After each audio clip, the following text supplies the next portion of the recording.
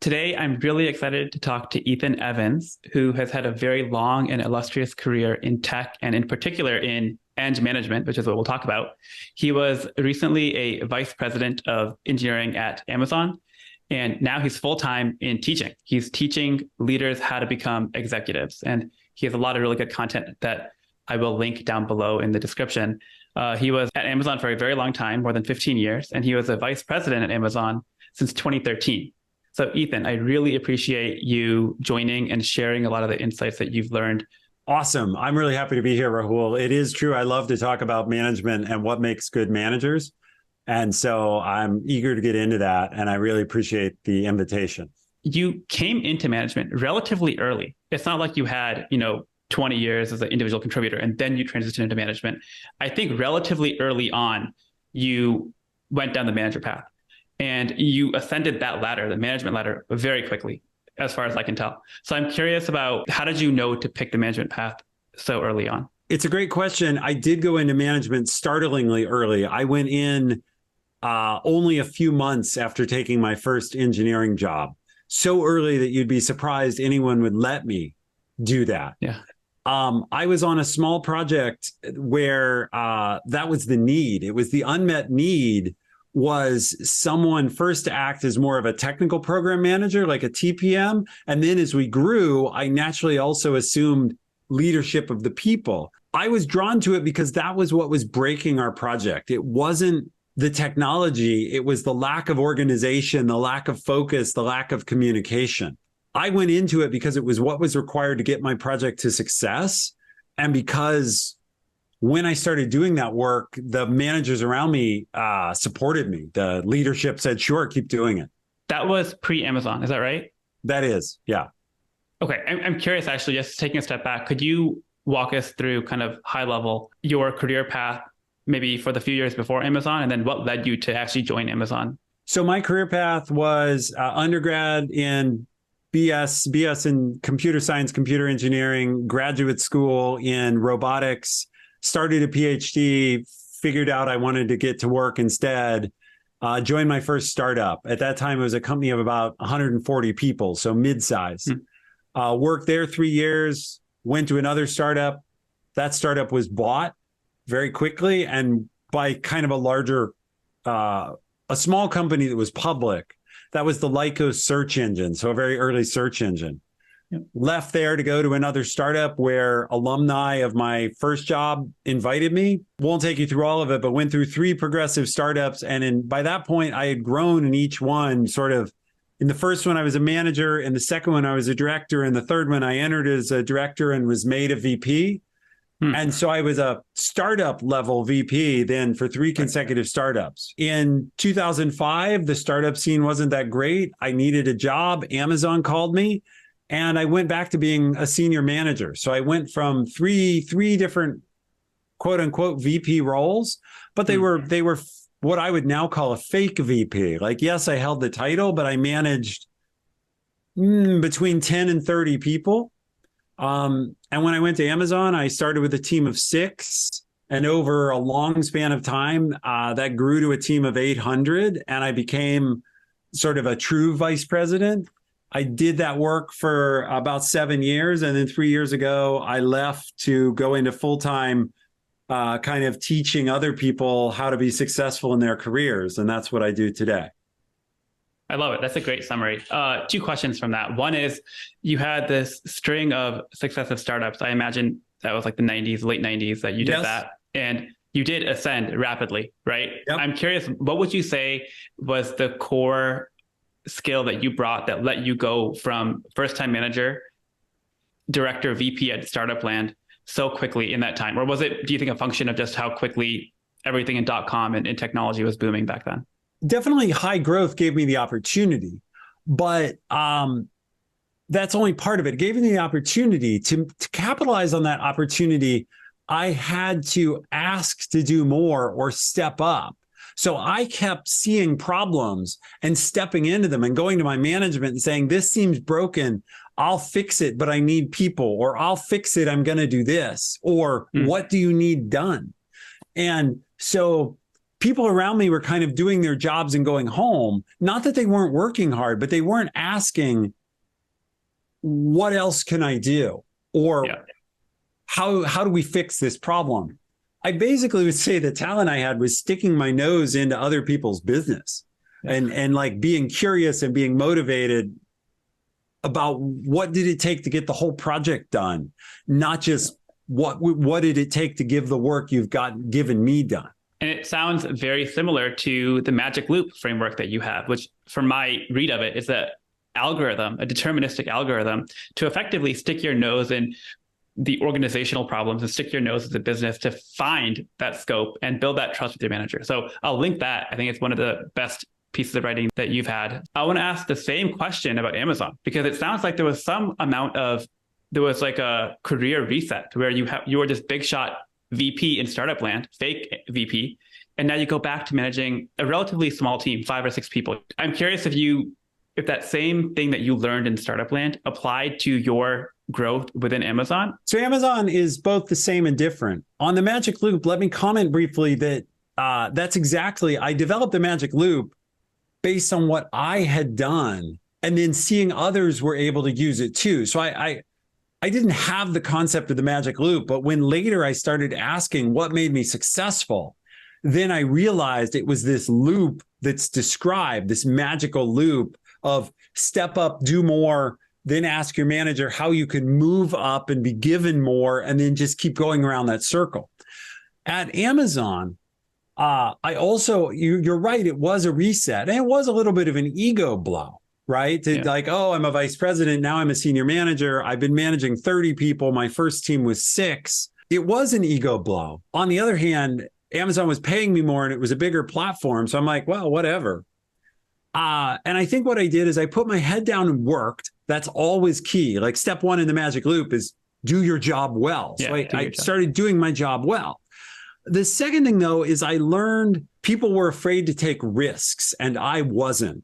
And so the key thing that got me promoted from senior manager to director was I put forward a project along with one other person. And some people were skeptical about it. And there was a meeting where the SVP said, well, I wouldn't do this project, but I'm not going to make the final call. Like, I'm going to let you make the final call. And I said, great, I'm going to do it.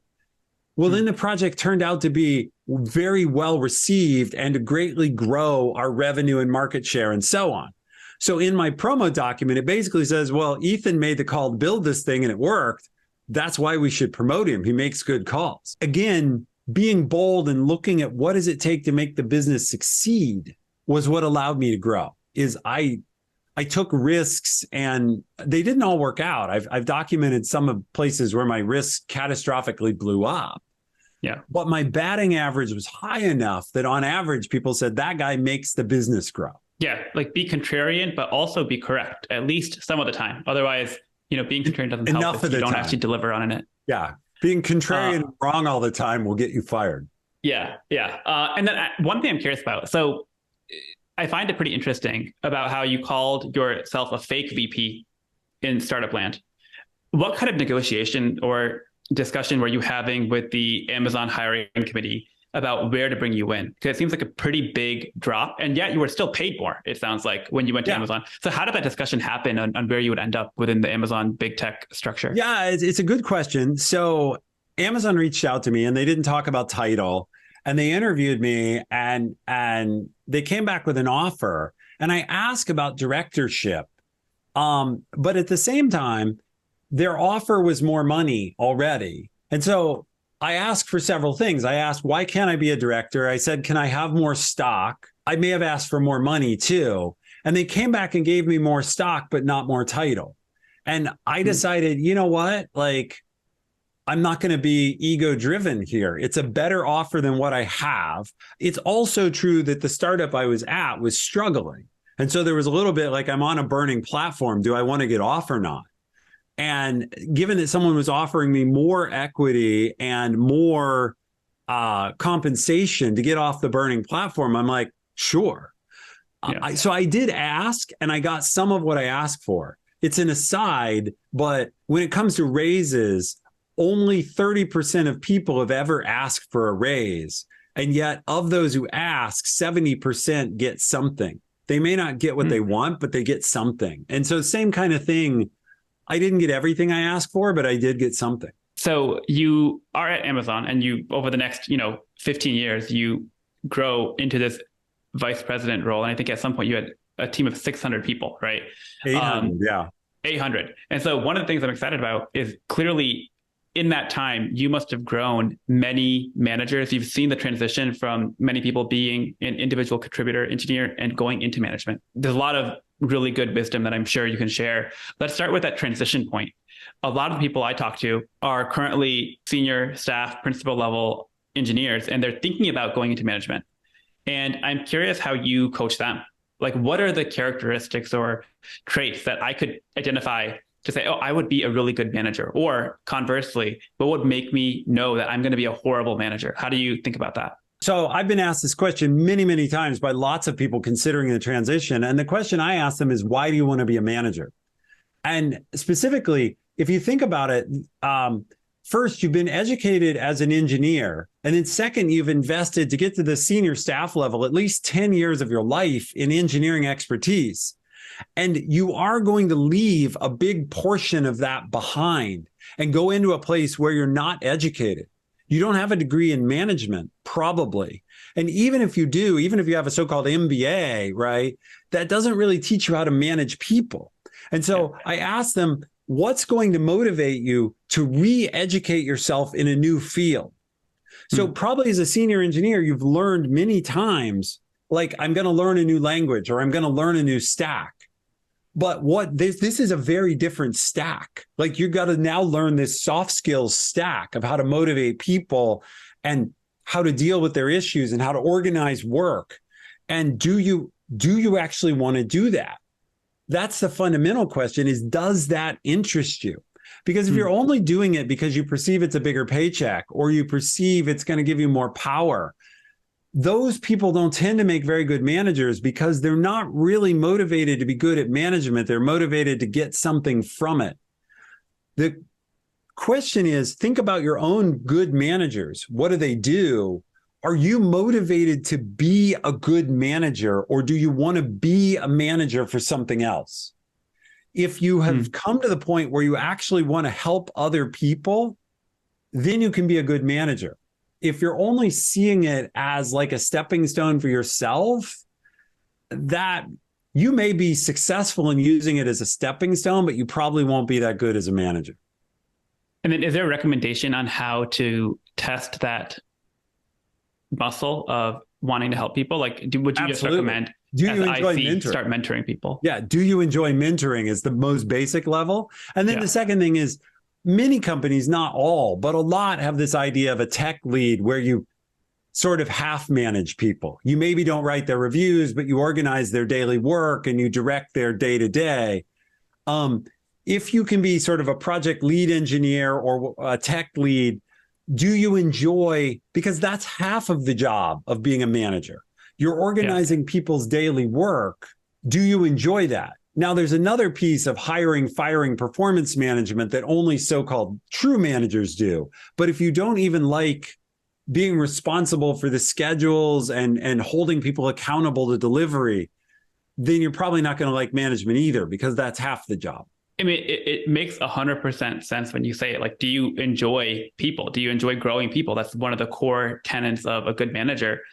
I think that, not politically correct to say, but I do think, as someone who has gone through the IC ladder and did management for a short period, upward mobility is, I think, easier, or maybe not easier, but it's statistically more likely as a manager than it is as a very, very senior IC.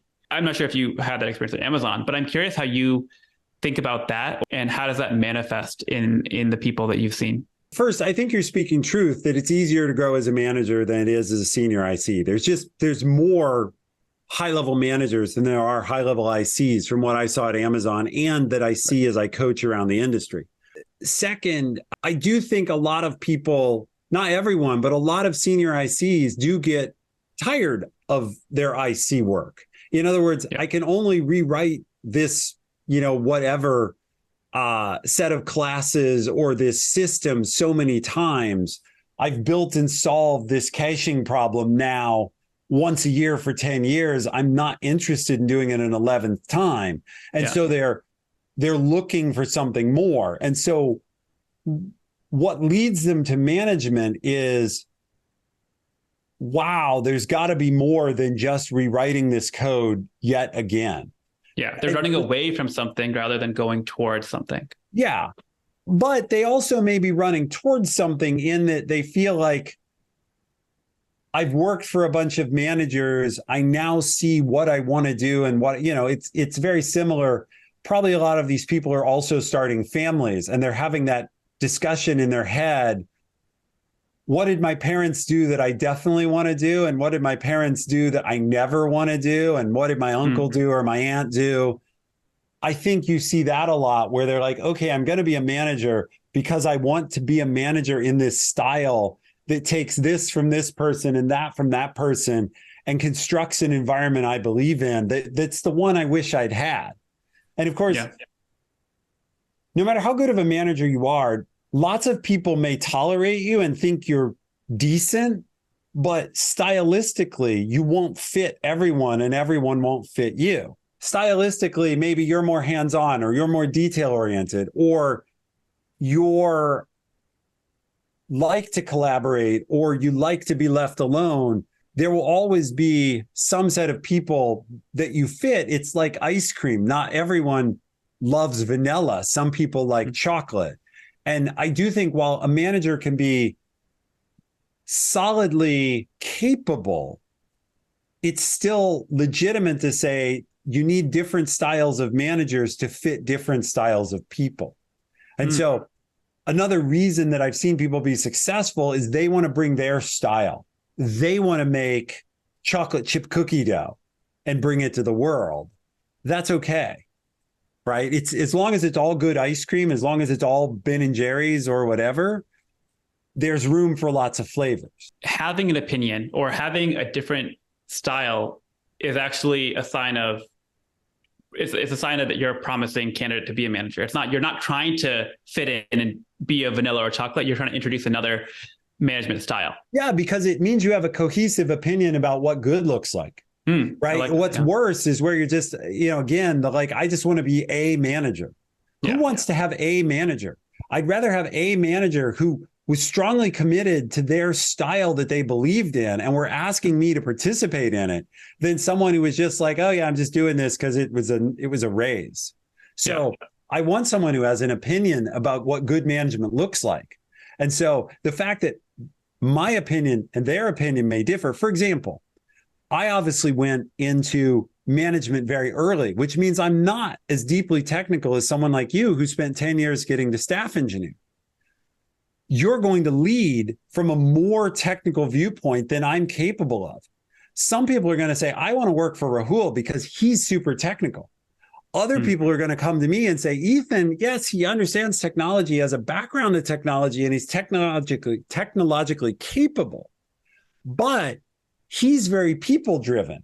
He's very, how do I grow my individuals? How do I form a cohesive team? And so while you're giving people technical leadership that they're like, wow, this guy is helping me grow technically, the people with me are like, wow, this guy's helping me grow my people skills and helping me grow my career. Different flavors. Your flavor's good. My flavor's good. That's a really good nuance to this element. It's not good and bad. It's, hey, there are many ways to be good. It's the question of having a cohesive narrative about why you're doing what you're doing and justifying it. Yeah. And therefore, if you have that cohesive narrative, you have like a design goal that you're working towards. Yeah, I love that. That's actually a good segue into kind of the next part, which is around, okay, you made it. You're now a manager. You have, a team of, I don't know, somewhere between 3 and 10 people.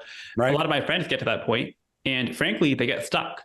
I have a ton of friends who made it in Meta, at least the terminology is M1. They're like a frontline manager, and they're trying literally for 3, 4, 5, 7, 8 years to get to M2, senior manager, and they just can't figure out how to break that promotion. So I'm curious if you have thoughts about what are the biggest blockers to making that happen and any advice you would share. Yeah, for sure. So first, step one is you have to be a good manager, right? If you're losing people and you're not motivating your team, you're not delivering, you're not like, An M1's job is to deliver, to organize the team, to ship whatever the thing is.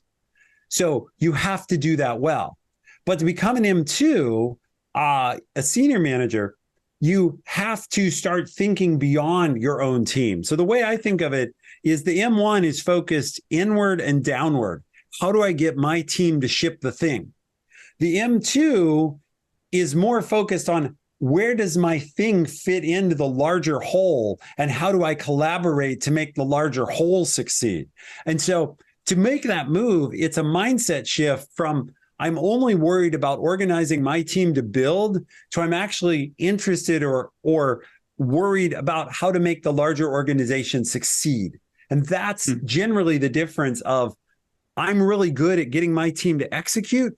I'm actually starting to show the signs that I can come up with the ideas and figure out what needs to be done to make the whole organization better. I think of it, I often tell people a rising tide lifts all boats. You have to start to be that rising tide, where my idea is, see, as I'm investing more in you and giving you more responsibility, I'm expecting you to have a greater impact. And at some level, just your ability to crank out code and make sure the modules are done and they add up into a product isn't enough. I'm starting to look for leadership of what should we do? Why should we do it? How can we make our process better? That makes a lot of sense. What you didn't mention, which I'm curious about, is about this idea of what I thought you were going, the direction I thought you were headed when you talked about the rising tide lifts all boats, was about more scope and the company growing. And if the company is doubling year over year, more headcount, that's a big part of how you might go from M1 to M2. So I'm curious about that in particular, given that, frankly, in the past year and a half or so, big tech has not really grown that much, or might have even shrunk. Wrong. And how do you think about growth in the management department in that context? Yeah, so there are three ways to grow. Way number one is the one you discussed, which is your team and organization get organically bigger and you suddenly like, oh, you're obviously a senior manager. Way number two is somebody leaves. And so there's a hole above you and you're the highest performing person and you get chosen to step into that hole. So that's the second way, but it's the first way you can grow in a world that isn't growing organically, is fill the hole. The last way is reorgs. So things get moved around, or even downsizing. Someone else leaves, and as opposed to backfilling that role, their team gets divided up and handed out, and you're in line to get handed a piece. And so I coach lots of people now, including lots of M1s and M2s, and the ones who are growing are getting handed pieces of other people's orgs, people who are being laid off or people who are leaving. For example, you're talking about Meta, but at Google, they're very top heavy. And kind of internally, they have a thing going on where they've said, hey, we laid off a lot of the lower level people. We tried to keep some of our veterans, but it means we have too many high level people. Well, when a high level person leaves, they don't go hire another one. They have too many already. So they just divide up that person's stuff. And that's how you grow, is you have to be in line for the pieces. How are you in line? The same way you're in line to take over if your boss leaves. You have to be the highest performing, best, strongest leader around, and you collect the pieces. The last way, I said there were three. There is one more. You can start a new project. It's very hard to start a new project when resources are thin. But if you have a brilliant idea that is like, oh God, we do have to build that, I do see new things getting funded. Not very many, but having the best idea is another way. So what isn't going to happen is essentially maybe in the past, like in the Olympics, there's a gold medal, a silver medal, and a bronze medal. And so you can be on the podium if you're in any of the first three positions. In a world of less opportunity, there's only a gold medalist. There's gold medalists and there's everyone who lost. And you know, so in the old days of like lots of organic growth, the top three people got promoted. Now the top one does. I like that analogy. So that's pretty good. Like 4 distinct ways that you could grow your scope. the last one in particular feels actionable in that, hey, I could actually have an idea, take a new initiative and run with it and hopefully succeed. Yep. I'm curious though about the other three scenarios, which I imagine most of the people watching are in one of those buckets where I'm in a stable org within Amazon, Google, Meta, Apple, whatever. And, things are not, changing that much. And so I'm curious, like, I think what you described is like, you get partition another org and I get a piece of it, or the company is growing, or someone above me leaves. But I'm curious if you have thoughts about what I could do as a manager or maybe a senior manager that is more of me in the driver's seat rather than me waiting for the world to change around me. So there are things you can do to make sure you're in line. And I actually want to cover those because they are actionable. You can't control when someone will leave or get fired. You can predict it will happen relatively soon. People leave all the time. People get fired. There are layoffs all the time right now. What you can do is make sure that you're in line to get the pieces. And the way you do that is A, you must be a top performer. And then B, you have to go to your manager and say, look, I'm looking for this. When the next change comes up, would you consider, if anybody leaves, letting me step into their role? Would you consider giving me part of this responsibility or that responsibility? And those who ask get. So I actually do think that's actionable, but it requires be a top performer and express that you're interested and give your manager a reason to consider investing in you or giving it to you. Because basically the proof is there that the squeaky wheel gets the grease. And this is another important point for the people around you that are listening.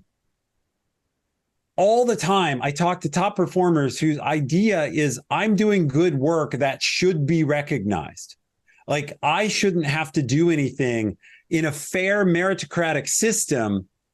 Someone should recognize how great I'm doing. And I call this do good work and hope. And that isn't a strategy. Hope isn't a strategy. The proactivity is you have to be making sure your work is recognized by reasonably taking credit for it, not bragging, not overclaiming, but making sure it's recognized and talked about, and then asking for more. Those are actionable. Yeah, I love that. And that's something that we talk about again and again and again. I think it's applicable equally to ICs and managers, is that you can't just expect people to discover how great of an engineer or manager you are. There is some level of advocacy that you have to do for yourself. And the best way to do it, in my opinion, is to make it in service of others, saying, hey, I did this thing. It can help you. Let me tell you about why it can help you.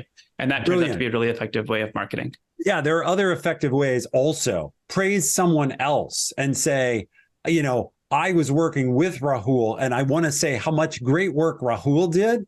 The truth is, if I get to talk about the work you and I did together and how great you were, I'm still talking about the great work I did. Yeah, and I like that. Yeah. The tricky part is if I talk about Rahul today and Jane tomorrow and Sarah the next day and the work I did with each of them, who's the common element? It's me. And so I'm involved in all these great projects. There's lots of ways to talk about yourself without directly talking about yourself and saying, I did all this great work. Yeah. Yeah, that's brilliant. I like that a lot. Okay, let's talk about zooming in on the third component that you talked about as a mechanism to grow, which is reorgs. And I'll tell you, this comes up again and again from the Taro community, which is, I would say, primarily individual contributors.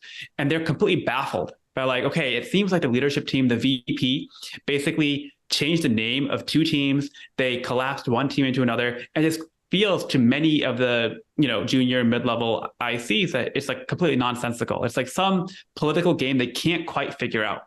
And so I'd love for you to demystify that a little bit. When you look at your history at Amazon, what were the common elements of why reorgs happened to begin with? And we can maybe talk about some further consequences of that after. So most simplistically, the leader was trying to solve some pain they had. The leader was either not able to meet a goal, they didn't have a team that was working on a specific goal, or one of the leaders working from them wasn't doing very well, or they didn't have the right balance of resource. But from them looking down, they have a set of goals they're trying to meet, and somehow the organization was not meeting those. And the shuffle they've done, whether it makes sense to you or not, was them trying to alleviate their problems, them trying to fix their pain. If it doesn't look like it makes sense to you, it's probably because you don't know or you're not seeing what they felt wasn't working. Technical people often look and say, well, we were delivering what we were asked for technically. Generally, the pain may not have been delivery or not, but was it driving the right business outcome? Technical folks often have the drawback that they're looking at, were the results working technical systems? Whereas the leader is often being held accountable to, is the thing making money or is the thing getting users? And so they may be trying to fix money or user problems, and you're looking at, all you did was rename tech teams. Well, I was actually trying to solve the fact that I have a goal to grow at Meta, to grow, clicks 30% or advertising 30% or users 30%, and we grew 12%. That's what I'm trying to fix. It doesn't help because, like, one of the things that I have seen as a point of frustration, and I have definitely heard this from many people in Taro, is that there is some element of corporate speak that happens in full force here. It's like, okay, we thank John and Mary for their service, and they're going to go off to this other org, or maybe he had a great career at Amazon. Thank you. He's going to go retire now. And it's like not clear. Is that person getting let go in a nice way, or genuinely they wanted to go spend time with their family, right? And so there's that element of like, I'm not sure how much to trust this internal comms piece, which makes it harder to really take action on it. Yeah. So I'm laughing because I've often joked that the phrase, Ethan is going to spend more time with his family, is code for Ethan was fired. Right. So here's the thing. In a public announcement like that, I can't tell you the truth, because if I tell you the truth, the person I told the truth about will sue me. If I publish something that says we've fired Rahul because Rahul was incompetent, then you immediately file a defamation claim and ask for $7 million, your expected earnings over the rest of your career that I just fucked up. Right. So I have to say something else because I'm doing lawsuit avoidance. And the reason is, even if I've decided you're incompetent and I have this bunch of things where I can talk to you in private and say, well, you didn't deliver this and you didn't deliver this and you didn't deliver this, those aren't legal proof. They don't rise to a legal standard. They rise to like a business standard. But if you decide to sue, we're going to be in a court. And now my opinion that you didn't deliver has to stand up against your opinion that there were mitigating factors and like some other team didn't do what you needed. And that's messy and I lose money. Basically, those announcements can never say if someone wasn't good. Therefore, you have to read the tea leaves. Yeah, that's a really good way of demystifying like why people are so kind of cagey when it comes to this kind of stuff. That's super helpful. 100% lawsuits. Yeah, lawsuits. It all boils down to lawsuits in America.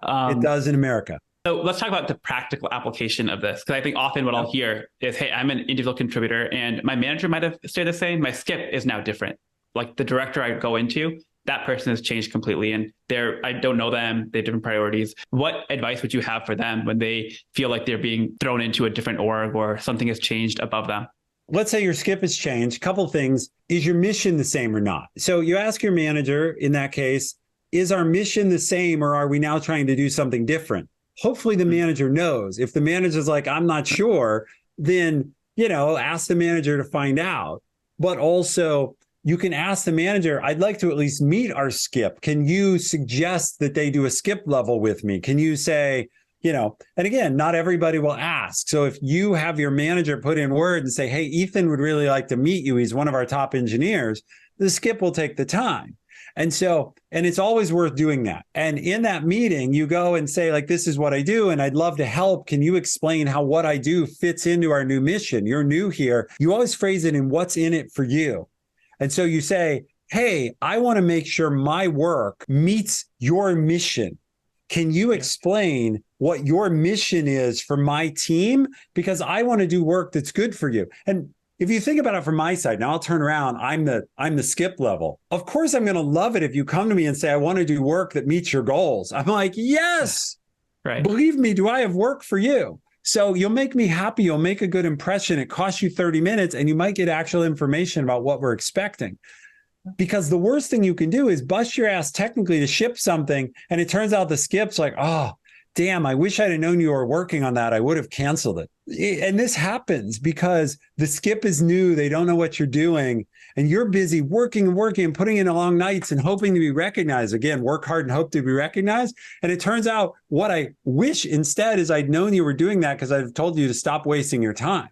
At Meta, it was a joke of like, if you have had the same manager for a year, you should be very, very thankful because like reorgs were so frequent, so common, at least at the time I was there. This is big companies and high growth. Meta would have been very high growth.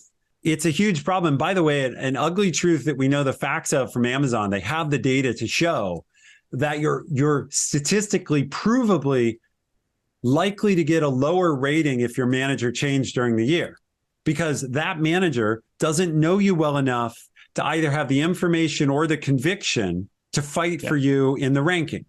And so industry hasn't figured out how to solve this. Like, yes, Amazon, and I'm sure other companies, it's not specific to Amazon, have the data to show it's true that your manager changing hurts your performance rating, but they don't know what to do about it. Because they can't just say, oh, your manager changed, we should bump your rating this much. Oh, you had 2 manager changes, we should bump it that much. Like, they're not going to do that. And so they don't have a solution. But the problem is documented and real. It's not just your imagination that your manager changing hurts your career. Yeah. It's fact. Yeah. And actually, maybe we can talk about reorgs in the context of the managers who are watching or the wannabe managers. So if I'm a frontline manager, what are the heuristics you would tell me to look at to determine whether this reorg is good for me or bad for me? Look, the first way to know if it's good for you or not as a manager is, are you being given more resources or a more important charter? Is your team getting bigger, or are you being put on something that's obviously more critical? For example, if things are taken away from you, that's an almost sure sign it's bad for you and you don't have much trust. As an IC, is it good for you or bad for you? It really is, how is your manager doing? As an IC, if your manager isn't getting the investment, if other managers are being chosen for the bigger roles or the more important stuff, then it means you work for a manager who's seen as average, right? It means you work for an area that's seen as unimportant. Resources flow to the good managers and the important teams. So if your team is getting bigger and your manager is getting resources or getting more opportunity, then you're probably on a good team in a good area and it's good for you. And if that's not happening, it's probably bad. That's good. That's a really simple, good way of, like, a reductive yet powerful way of looking at it. Like, yes. Is your team growing? Are the resources flowing to our team? As a IC or manager, what would you say is like the most important skill to evaluate in my own manager? Like, how? Because I think, to your point, I want to go work for a leader who is garnering more and more resources, more and more scope, because that will kind of flow down to me as a manager or an IC. Yeah, I'm curious if you have a recommendation on, as an IC or manager, what would be the skill to look for in my leader? So I would say there's 2 things. The first is, do they invest in people? Do they have a track record of growing and promoting people? Because they may be succeeding, but are they going to take you with them? And so I would look for, another way to look at that is, do they have a set of people who follow them from role to role or team to team, company to company? Because if they have people who want to work for them, it's a good sign that they're worth working for. The second thing is, what is their trajectory? So this one's really easy. You go to LinkedIn and you look at their history if it's there, and otherwise you figure it out some other way. But are they moving up consistently? Do they have a track record of growth? Because if they do, it's basically an old saying, past performance is the best predictor of future performance. If they have had a trajectory of, they were an engineer, then a lead engineer, then a manager, then a senior manager, and at each jump, they're 6 months or a year faster than other people, then probably they're going to jump again faster. And if they're slower, this person was like a lead engineer for a long time before they got their shot at manager, and then they've been a manager forever, and they just made senior manager, they're on the slow train. And if you hitch your car to their slow train, you're going to be on the slow train too, probably. I want to move over into something a little distinct as we wrap up here, which is that I think a lot of engineers, they know, okay, how am I being evaluated? I get feedback from my manager. What I think is unique about your experience as an executive at Amazon is you are probably the person in charge of evaluating the most senior ICs out there. You're a principal engineer, senior staff engineer, like these very, very senior levels. So I'm curious about if you could share a little bit at that higher level. When you get together with other VPs or directors, what kind of conversation are you having to make a judgment on this person's impact as an IC? So first thing, of course, with a principal engineer, senior staff engineers, they must be technically excellent. That's table stakes. But then as a leader, I'm judging, can they deploy that technical expertise to help me?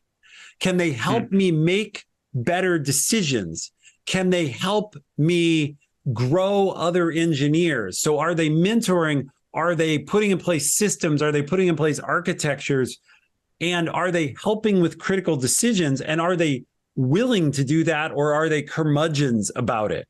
In other words, am I having to like beg them to stop coding or to go to a design review or to help this struggling team? Or are they like, no, where do you need me? I want to have an impact. Are they bringing me things? Are they coming to me? It's great that they're a guru on the hill, that if I go to them and know to ask the right question, they'll give me the right answer. That's table stakes. But will they come to me and say, hey, I was looking at the business problem we have, and there's this new technology we can buy or build or borrow that will solve this problem, that will unlock customers? That's the other thing. Are they willing to talk about non-technical matters? They don't have to love them. They don't have to be experts. But do they understand that technology for itself is not what we're here for? We're here to either make money or grow number of customers or reduce costs. And that doesn't mean that they have to think of themselves as, oh, I'm a salesperson or a marketer, but they have to understand the technology they're building is about meeting those monetary or customer ends. So I'm evaluating, are you technically capable? But then will you use that willingly? Will you help me with it? Will you make yourself useful with it? And those are my stars, the ones who are like, yes, of course I'm good and I love to build. And so please give me space to build. But I also know you have a business to run and I'm going to help you do that. I'm going to be your CTO. That's the way to think about it is, if I'm the CEO of the business, are they going to be the CTO who's like, I will make sure your technology works, that it's the right technology and that it meets our needs efficiently, and I will always be there to keep you out of technical trouble? That's my person.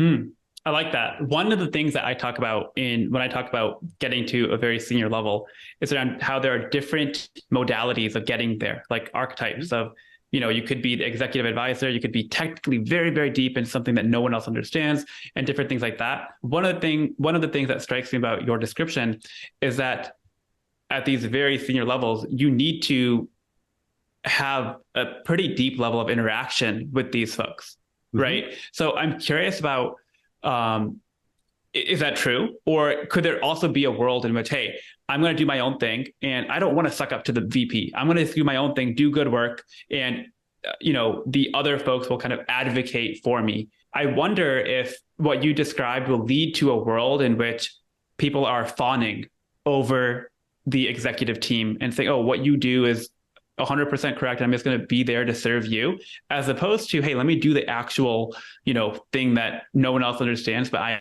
need to do it for the company. I'm curious if you have commentary on that. Well, the most important commentary I have for your staff engineers is what Andy Jassy used to say when he ran AWS and not all of Amazon. When Andy ran AWS, he said, I like to have principals who are deep and working on very hard problems and don't distract them with having them do a bunch of meetings or architecture. Because if they're on a hard enough problem, it's okay if they just work on that. But the key was it had to be a hard enough problem that dedicating such a senior person was going to produce that kind of value.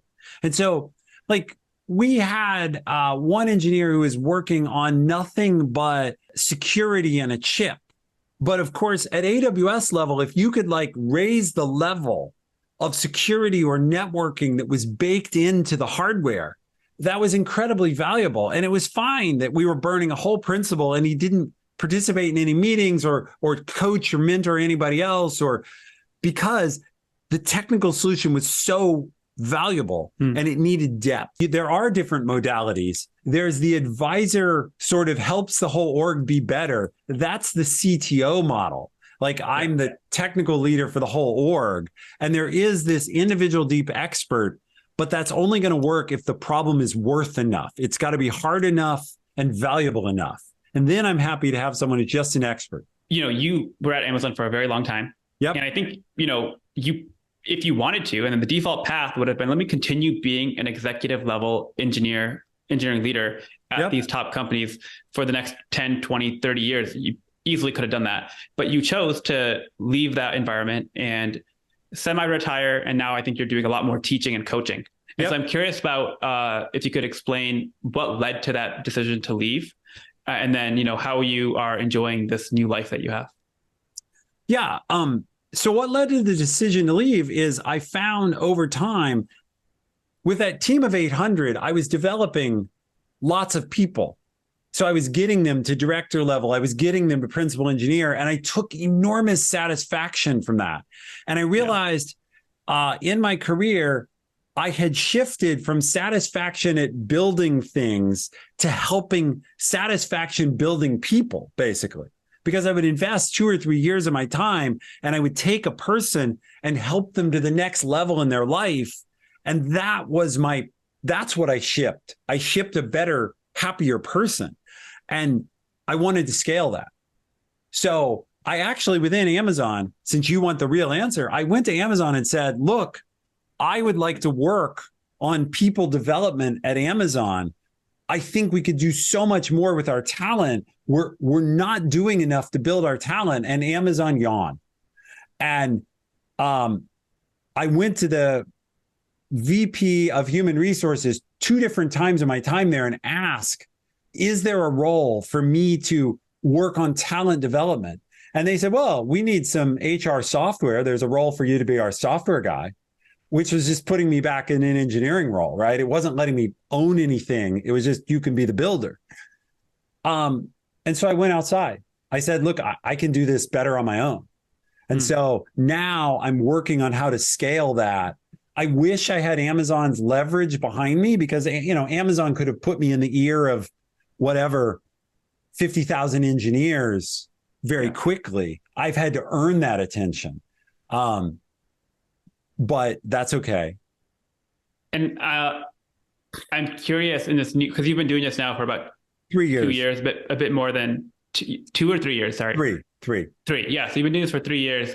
Like when I was at Meta, there'd be a dashboard. Most leaders will have like a dashboard. Let me go check that every week. That KPI, is it going up or down or whatever direction it should be going in? Is it going in that direction? So do you live your life like that now as you think about this mission to empower people and make them happier and grow more? Or is it more of a passion thing that you don't have that level of regimented dashboards behind it? I do have those dashboards, right? The metrics I look at are number of people enrolling in my classes and number of people following me on LinkedIn, and how those are growing. But it's because I enjoy those and I can use them to fine tune my work. I would do this work for 100 people. I want to do it for 100 million, but I enjoy it enough that I'm not going to stop what I'm doing if the metrics don't go right, but the metrics not going right will be a signal that there must be something that's off. Yeah. So the difference is when you work for a company, you can get fired for the metrics not going the right way. I just get yet another attempt to retune because I'm my own boss. Nobody's going to fire me other than my customers. And then last question here. And again, if we can cut this out, but I'm curious also about, would you say that you're like post-economic here in the sense that you'd had this long, great career at Amazon and now the money part is very much on the back burner? Or is there a component to that dashboard we talked about where people paying is an indication of market pull, market demand. And that's a sign that you're in the right path. Like, how do you think about the money part of it now that you're not in big tech? Yeah. And I actually don't mind if you share this because or not, it's up to you. But the way I think about money first is I want to reach as many people as possible. And the way to do that is do things for free. So I give away tons of content on my daily writing on LinkedIn for free. But some things are very specialized and they're going to people who have high capacity to pay. Senior managers at a Meta, M2s at Meta have plenty of money to pay for training that's valuable to them. I don't want to be stupid and not take money for things that are high value from people who can afford to pay. And so I look at that. What I found, I coached some people for free and they didn't value it the same way as people who paid. When you put your own money in, you're now paying attention. And so I only want to spend my limited time with people who are actually motivated to take advantage of it. If someone just comes to me and wants free coaching, they're going to value it at what they paid. If someone pays me for a class, they're going to be more engaged in it. And I want that engagement. So is it a pull signal? Yes, that they're willing to pay, but it's also a filter. If you do something for free, you get a bunch of tire kickers. And I'd rather invest more deeply in a smaller set of people who are willing to put some money where their mouth is. Yeah. Actually, that is oddly similar to how I think about Taro too, is that you will get a bunch of tire kickers or worse, trolls. I don't know if you are active on Blind or the other platform that's just anonymous, like completely free. I was on Twitch. Twitch is full of trolls. Yeah. And like, I think having a bit of friction, and money is a very effective type of friction, really does get you a lot more of a deliberate type of person who actually wants to learn. And I think when you have that culture of people who are deliberate and engaged and wanting to be there, it can actually help everyone, not just the person who paid. Yeah, I agree 100% that there's another piece of this, which is a confirmation bias, right? Which is once people pay, they're motivated to put more into it. Like they have convinced them, they have to justify their investment to themselves. They're going to be less trollish and less critical, because if they're critical of the thing they bought, they're actually judging themselves. I bought into this community and now I think it sucks. Well, I must have, by definition, I made a bad decision. And people are hesitant to do that. So they will give it an honest try before they roll over to criticism. Now, if it sucks, they'll still say it sucks, but they'll give it an honest taste before they go there. Yeah, that's a really good point. Free stuff is easy to criticize, right? Yeah. And there's something of the endowment effect, right? Endowment meaning like I put something into it and now it kind of feels like, okay, I am part of it, or I owe something to it because I've like invested time, money, attention into this thing. Okay, Ethan, this has been really valuable. I feel like the vast majority of people, especially the individual contributor engineers, don't have access to someone like you. So I appreciate you taking the time to share a lot of your wisdom. I hear a lot. And that's why, so I know I'm interrupting you a little, but that's why I do this, is because it's true. Like I would have killed to have a mentor like me. And it's not because that's not me just bragging about me. It's to have any mentor at this level available when I was an entry-level engineer or first-level manager. It just wasn't there. And so maybe some of the stuff I say is brilliant, maybe some of it isn't, but you at least have access to an opinion and some of that insight and some of the perspective. And people don't have it. And so the great thing about the internet, though, is I can scale it. Like tens of thousands of people can listen to this conversation over time. And so, sure, it took us time to create it and you time to edit it, but now it can be scaled out over years of payback. Yes, exactly. That is the goal, I think, for both of us. So I think I really appreciate you doing this. I feel like I'm a fan. I'm a big believer in what you're doing. It's pretty much what I'm doing all day, every day as well. To wrap up then, where should I point people to? Where do you want people to learn more about your work and your teaching? Yeah, the best places to find me are on LinkedIn, where I'm Ethan Evans VP, and at my Substack. So Level Up with Ethan Evans on Substack.com. Those are the two places. Okay, perfect. I'll leave links for both of those in the description of the video. Thank you so much, Ethan. It's been really fun getting to know you for the past few months, and hope we can continue some sort of collaboration going forward. Yeah, absolutely. I think what you're doing, what you're doing is super necessary, both the community and the place for ICs, the guidance, because I'm asked about that, and I can't do, just like I told you, I can't do the whole thing because I haven't walked that path. I can't speak to what it's like to be a staff engineer because I exited engineering 6 months in. Right. Yeah, cool. There's ways for us to both win. I love that. That's the best kind of collaboration.